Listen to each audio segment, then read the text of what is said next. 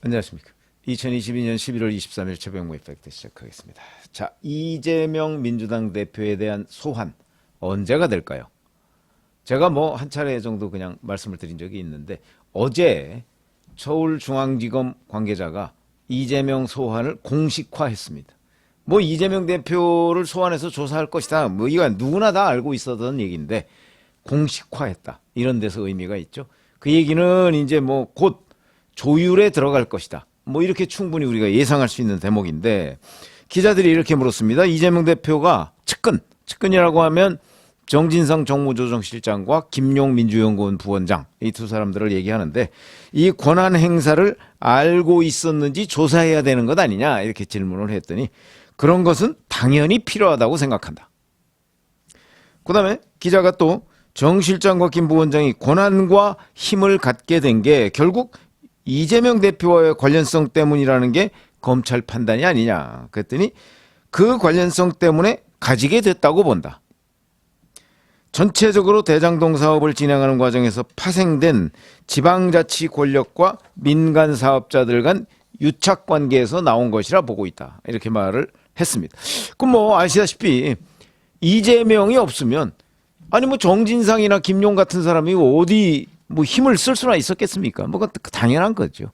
원래 그 실세다, 최측근이다 하는 사람들이 되게 호가호의를 하는 경향도 있고요. 그러다 보니까 당연히 이재명과 검찰이 정치 공동체다 이런 얘기를 그 표현을 해놨듯이 결국은 이재명 대표는 정진상, 김용 이런 사람들을 자기 측근으로 영입해서 그 사람들한테 임무를 맡겼기 때문에 이 사람들이 그 맡은 임무에 따라서 권한을 행사한 거죠. 일종의 공적인 권위가 그 사람들한테 부여가 된 겁니다. 그러다 보니까 뭐 예를 들어서 이제 성남FC 후원금, 성남FC 운영 이것도 원래대로라면 아니 세상에 성남시장의 정책보좌관이라는 사람이 어떻게 성남시의 축구구단에 영향력을 행사합니까? 그냥 뭐 적당히 한두 마디 그냥 거드는 정도지 사실상 전권을 사장보다 더 전권을 행사했다. 대표보다. 있을 수가 없는 일이죠. 이거는 근데 바로 이재명 당시 성남시장이 성남FC 구단주거든요. 그때 성남FC 대표 뭐 이런 사람들한테 모든 일은 정진상과 상의해라. 이렇게 했기 때문에 정진상 당시 정책보좌관이 성남FC에 힘을 쓸 수 있었던 거죠. 이거나 마찬가지로 지금 모든 예를 들어서 대장동 사업 여기에 각종 보고서 등에 보면 정진상의 사인이 들어가 있습니다. 이 사인이 왜 들어가 있습니까? 정책보좌관은 개선 조직이 아닙니다. 이른바 라인 조직이 아닙니다. 그런데도 거기에 다 사인이 들어가 있다는 얘기는 결국 이 권위는 성남시장이 준 것이다. 그렇기 때문에 성남시장 보고 왜 정진상, 김용이라는 사람한테 이런 권위를 주었느냐? 그 대가 관계는 뭐냐? 뭐 이런 것들을 물어볼 수밖에 없는 것이죠. 그러니까 어찌 보면 사실상 주범은 이재명 성남시장이 되는 것이고 종범격으로 정진상, 김용이 있게 되는 거다. 그러니까 당연히 이재명은 소환을 해서 조사를 해야 된다. 이게 이제 어제 검찰의 설명입니다. 자, 그러면 소환할 때 신분이 어떻게 되느냐? 피의자로 소환하느냐 아니면 참고인으로 소환하느냐? 뭐 이런 것도 이제 관심의 대상이 되고 있습니다. 근데 이런 거 한번 생각해 보시죠. 참고인은 소환에 응하지 않아도 됩니다. 지금 이재명 대표가 참고인으로 소환하면 소환에 응하겠습니까? 당연히 응하지 않죠. 그러니까 아마 소환을 한다는 얘기는 피의자로 소환한다는 걸로 받아들이는 게 맞다. 이렇게 보고요. 현재도 성남FC 후원금 의혹과 관련해서는 이재명 당시 성남시장은 공범관계로 되어 있습니다. 아직 기소는 안 됐지만.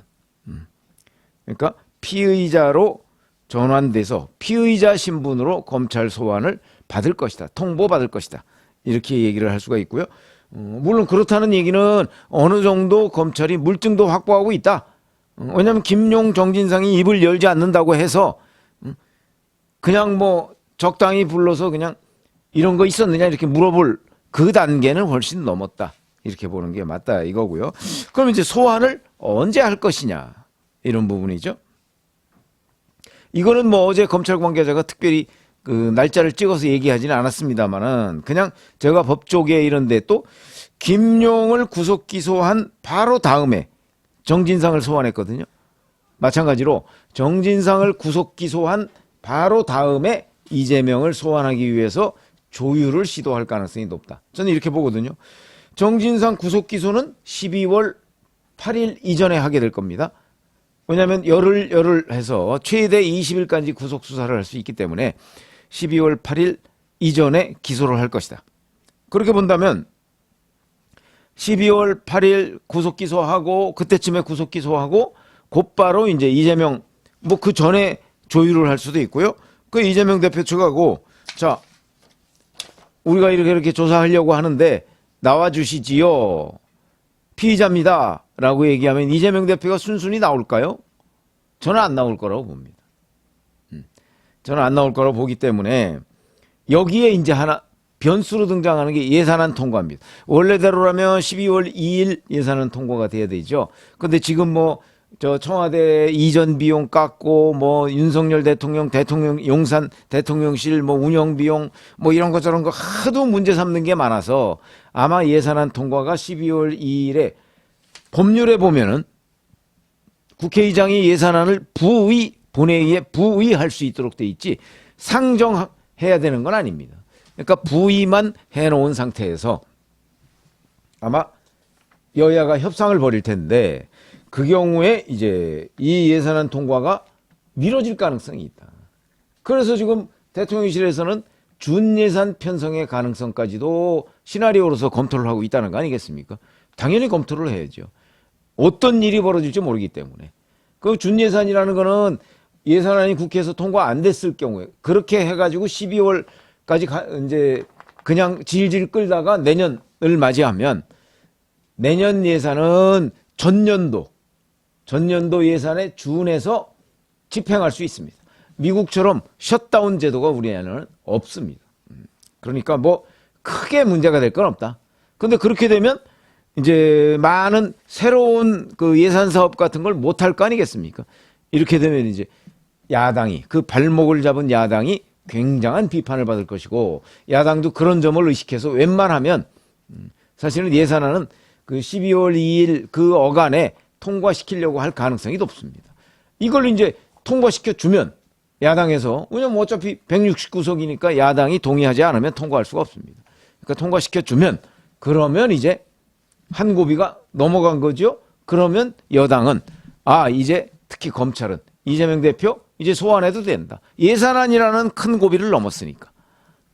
그리고 지금 예산안을 얼마나 여당에서 중시하고 있느냐. 그건 오늘 결정한 그 의원총회에서도 그 얘기가 나왔죠. 국정조사, 이태원 참사 국정조사를 예산안을 통과시켜 놓은 다음에 논의할 수 있다. 상당한 변화죠. 그러니까 그만큼 예산안 통과가 중요하다 하는 것을 지금 여당이 확인시켜주는 증거입니다. 그래서 예산안 통과하고 나면 그러면 이태원 국정조사 뭐 받아들일 가능성 꽤 있죠. 뭐 꼭 받아들인다고 우리가 장담할 수는 없지만 여튼 논의할 수 있다는 입장이고 지금까지는 그 입장이 아니었습니다. 그리고 여기에 또 하나의 변수가 있습니다. 김만배 씨의 입이죠. 오늘 이제 지금 뭐 오후 2시 좀 넘었으니까 오늘 밤 12시 그러니까 24일 0시에 김만배 씨가 이제 석방이 됩니다. 구속기간 만료로 석방이 되는데 자, 김만배 씨가 현재까지는 입을 열지 않고 있는 것으로 알려져 있지만 과연 입을 안 열고 계속해서 본인이 입을 안 연다는 얘기는 이재명 대표 편을 들고 있다는 얘기하고 거의 비슷한 얘기거든요. 그렇게 할 수 있을까? 이게 재수의 딜레마라고 제가 말씀드렸죠.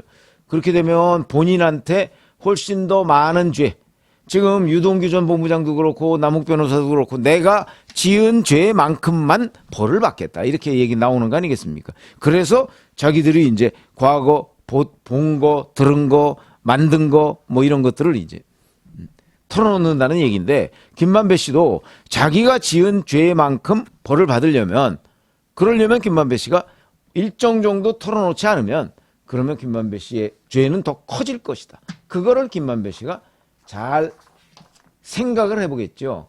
그래서 남욱 변호사가 지난 월요일에 법정에서 온갖 그 진실을 털어놓을 당시에 고개를 떨구었다. 김만배 씨가. 그게 여러 가지를 의미한다. 제가 이런 말씀을 드린 적이 있습니다.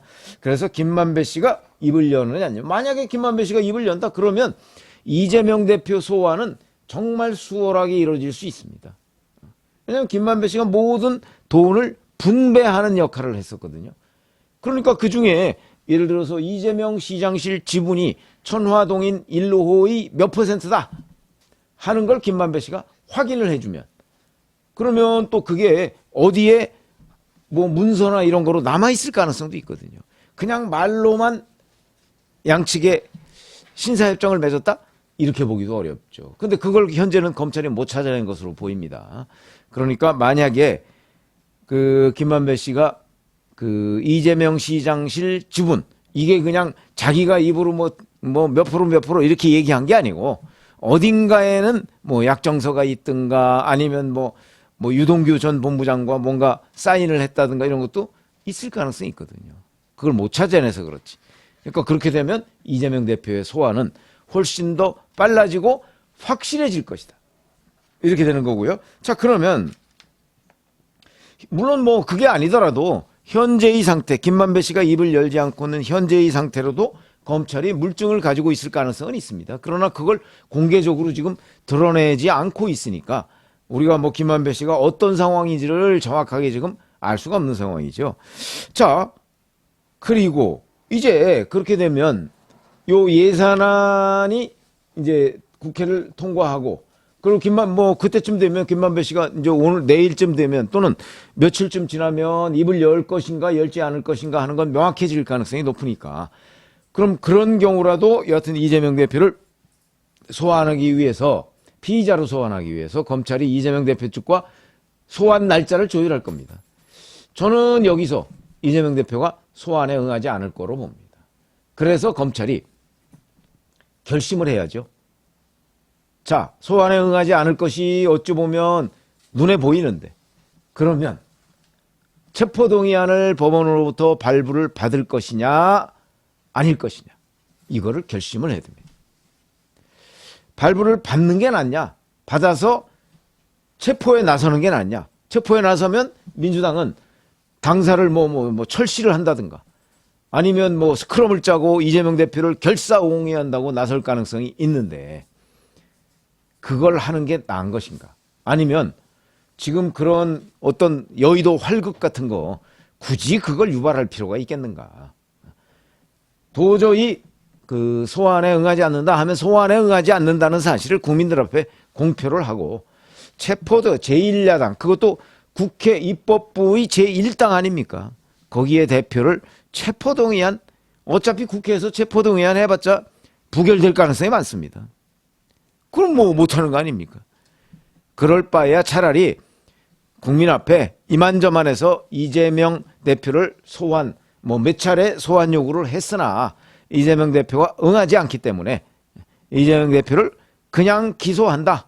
조사 없이 이 가능성도 있다고 저는 생각합니다.